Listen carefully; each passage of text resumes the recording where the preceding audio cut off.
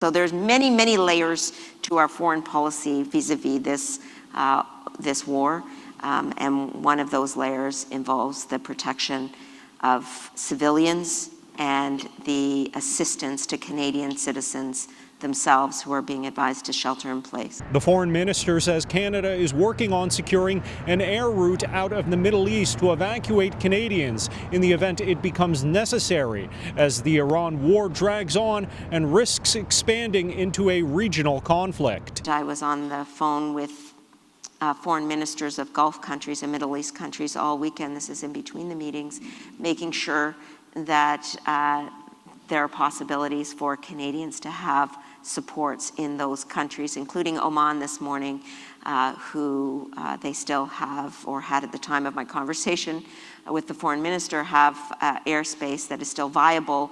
And so I requested use of that airspace if necessary for Canadian citizens to get out. So there's around 97,000 Canadian citizens and permanent residents are registered with Global Affairs Canada as being in the Middle East, the majority concentrated in Lebanon and the United Arab Emirates. Prime Minister Mark Carney spoke with the UAE president Tuesday and offered solidarity against Iranian counterstrikes. From Australia, Mark Carney also clarified that while he isn't an international lawyer, the Iran war appears illegal, though he says the statement of support his government issued didn't require that kind of judgment. Prima facie, it appears that these actions are inconsistent with international law.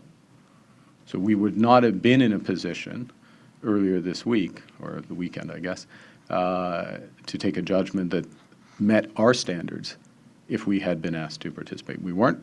We haven't made that formal judgment. It's for others to make those judgments. On Tuesday morning, the defense minister gave an update on Canadian forces in the region.